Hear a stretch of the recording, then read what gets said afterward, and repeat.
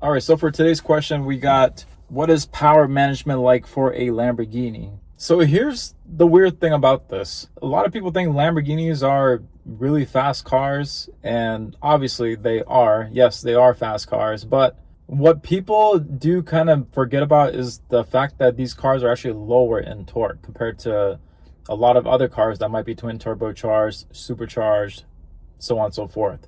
So a Lamborghini, yes, it's a fast car, but I will say that it is a fast car on a top end. Whenever you're driving these cars on a normal, they don't feel like anything crazy as long as you're, again, just driving just kind of day to day. But yes, whenever you do go on a highway, whenever you do see a long stretch and then you get on it, then it really does feel like a Lamborghini.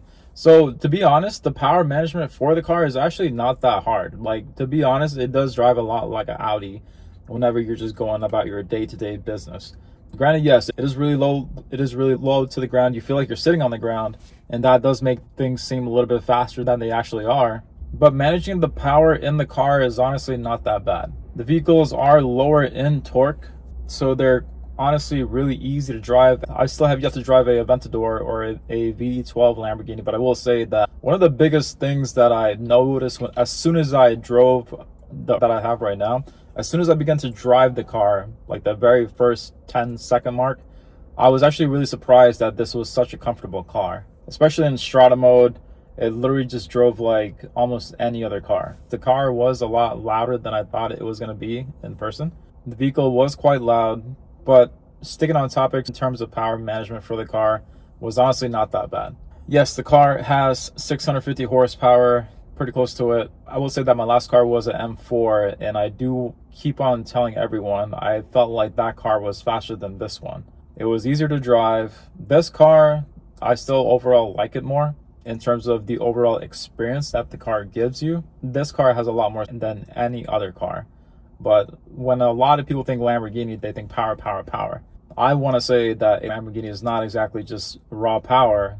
Yes, they are powerful cars, extremely fast cars, but they are more just for the experience. They don't feel like any other car in the sense of the experience of things. I'll probably do a separate video on just the experience part and what exactly that means, but it is a really important thing whenever you're driving a supercar. Cars these days can just be extremely fast but have no soul at all, such as electric vehicles. Electric vehicles are extremely fast. For the vast majority, electric cars are faster than gas-powered cars, but again, like everyone says, they lack soul, they lack the experience, and that, I think, a supercar is what makes a supercar. Power management for a day-to-day basis, the biggest thing that does come into mind is my tire temperature. So whenever you drive any performance car, you always want to make sure to heat up the tire first. The cars do have a ton of power, and if you just go as soon as your engine's warm, that's not going to be enough to keep the car planted to the ground, especially if you have a rear-wheel drive car. This car is a all-wheel drive car, so I do get some leeway there. But the first thing I set my setting to is to show what exactly the tire pressures are.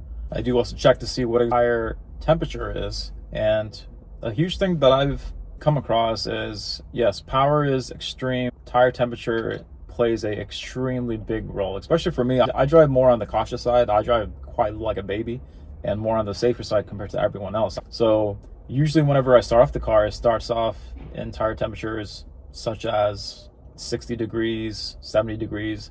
I drive in the lowest, safest drive mode, which is called Strata, for about a good 15 minutes. And then once the tire temperatures get up to about 80 degrees, then I can pop it into Sport and get a little bit more aggressive. The Lambo's highest setting, most track-oriented setting, which is called Corsa, I really can't get into that mode comfortably until I get my tire temperatures to about 110 degrees or higher. It's only up until that point where I can get into Corsa, because in each drive mode you go higher, more aggressive in, you have to take into consideration that the vehicle will turn off more of safety settings. It will allow the vehicle to slip around more whenever you bump it up into those higher settings.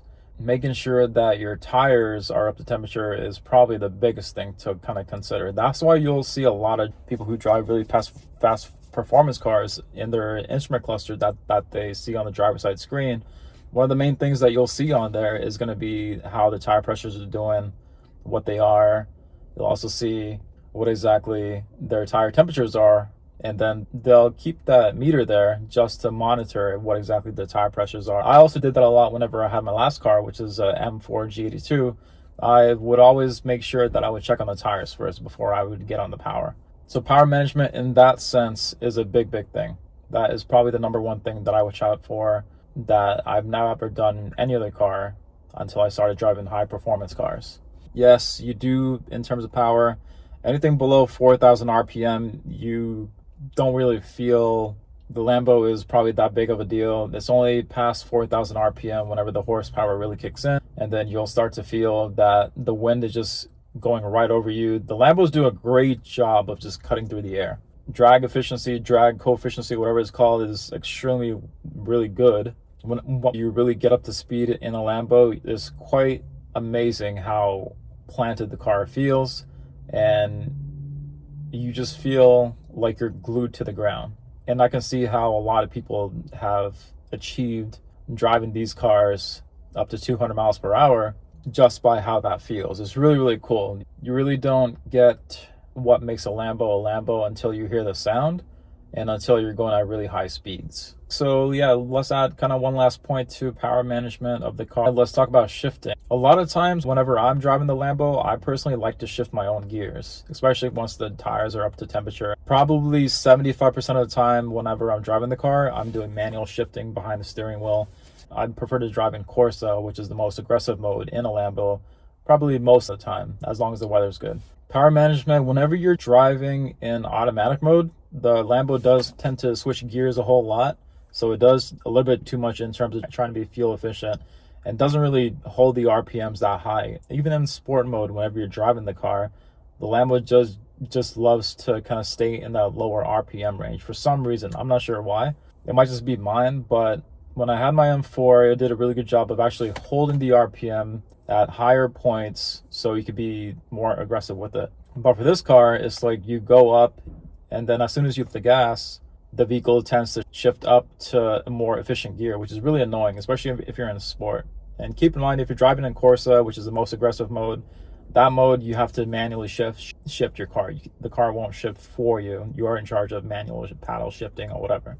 But yes, it's more fun to manually shift the car because then you have more control over the power. Whenever you are driving aggressively, of course you want to stay in the higher band. That is really going to require you to know how to drive the car.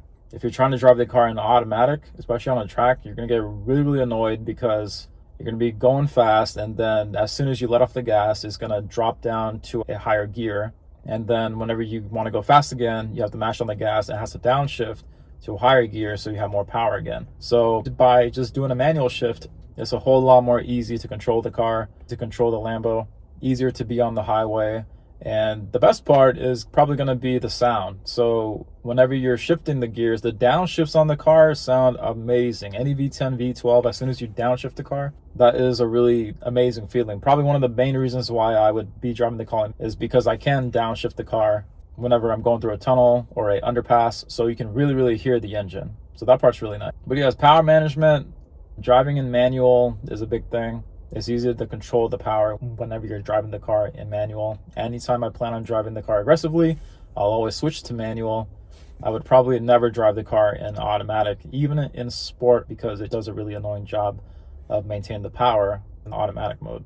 So quick video. Yeah, let me know if you guys had any questions about the power management of a Lambo. Hope you all have a great day. Ask your questions right down below. I'm answering questions on every Lambo question on this channel. So think of it as me being a Lambo mentor to you. You can ask me anything about the car, about the lifestyle, about the finances, whatever you want. Stay tuned, and I'll see you all for the next one.